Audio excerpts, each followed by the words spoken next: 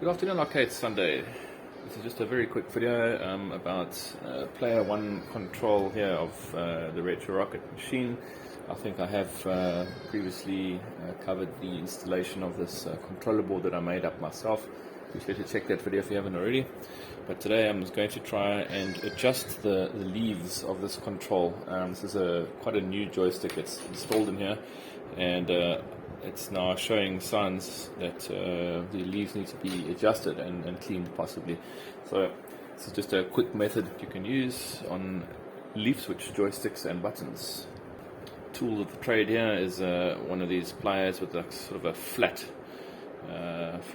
needle nose style plier and a piece of paper. So the basic premise of a leaf switch joystick is really just that. The switches are leaves, these little guys here, we call them leaves. There's two together, very simple mechanism. When you push a joystick in that direction, it just puts the two leaves together and makes a contact. Just try to clean off these leaves a bit. Basically I'll stick this in between the two leaves with us, and then I shall attempt to hold down the other leaf to create pressure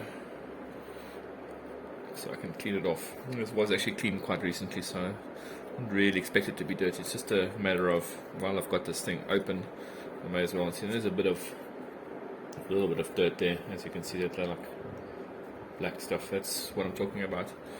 So let's continue that until I can't see any more of the dirt coming off. Just really at the edge where it connects. It's not really the whole leaf, it's only really just its small end part where it connects. So as you press the control into the two leaves sort of touch together like that. See, there we go. Some nice little black lines, black dirty areas. That's on the left and right, which is in fact where I was actually having a problem with this control. So it's very possible that that tiny little bit of dirt actually causes interference between the leaf connections.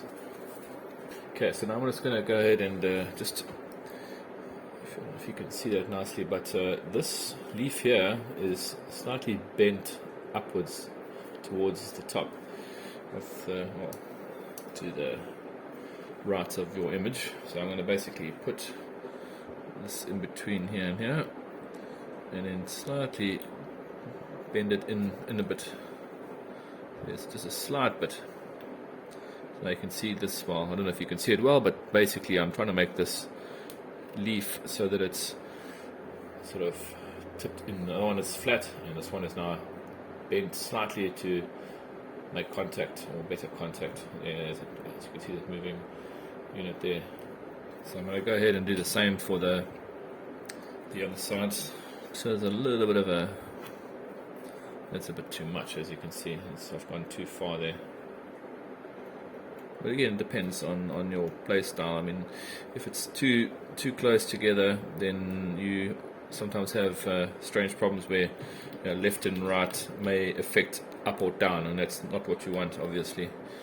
So you really got to go through each of the directions and play with them and see how they react.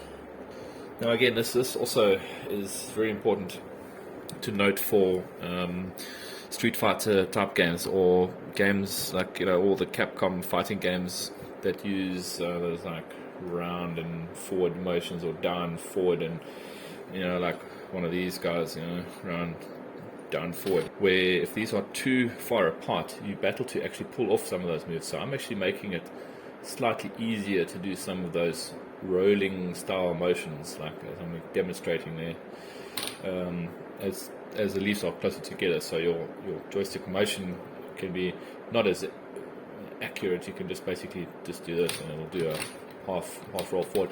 However, I will test that later, but that's the theory behind it really. So I'm just checking to see the distance, the gaps between all of these leaves are approximately the same. Now reassemble everything and basically just do some playtesting, I guess. Okay, I guess I could have chosen a bit more of a quiet game to test this with, but nonetheless Basically, I'm just going to go into my menu, input general, player 1 controls. Okay, so up. I like to just go through this to make sure that I've not pinched any wires or anything on the while installing this.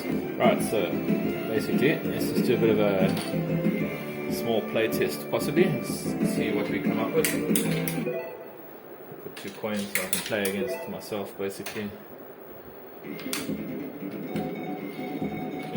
Let's just go people that I can easily do the roll forward motion.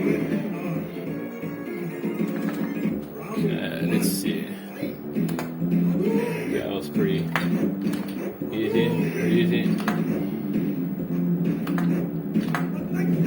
Okay, so pretty reliably do that, and also play with get out here. Okay, so it's pretty reliable. Speed and high speed. Yeah, cool. Then backward roll. Yeah, I think it's pretty good. I think very reliable. So let's do a couple more of those. And maybe a. Oh, there we go. Yeah, first try, not bad.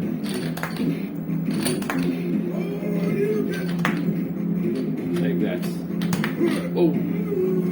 Okay, so yeah, I think it's pretty good. So now I'm going to just probably possibly try with another game that's not a fighting game. I noticed a major problem while playing Bond's Adventure the other day, so of course that's a problem for me. If Bond's Adventure can't control properly, then that means I can't play it properly, which may sound like an excuse, but it's really not. When the control's not right, you really can't play properly. So let us give a little run here. There was definitely an issue with one of those leaves being too far apart, or one others being too close together. So either way you look at it, those leaves are out of alignment. It's going to cause major problems for your gameplay. Okay, call it a win. I want to maybe just try one more platformer just to try something. Here's a trick if you don't know. Secret.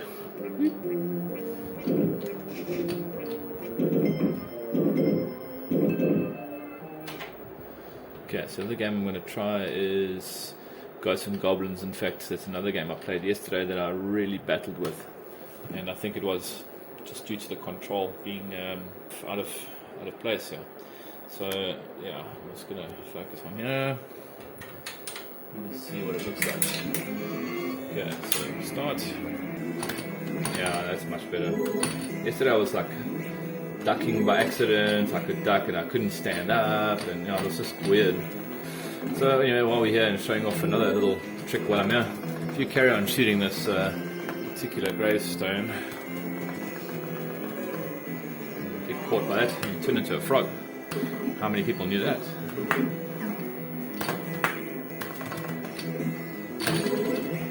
You also get your armor back here. There we go. You just jump around this area here. Armor falls from the sky. Quite a cool trick. Anyway, this is not a game trick video. This is a video about fixing my control. So in any event, I hope you enjoyed it. I hope it helps you one day. If you own leaf switched joysticks and buttons, this is the way to fix them and maintain them over many, many years. As always, have a great arcade gaming week. Arcade Sunday out. Woo! Splosh.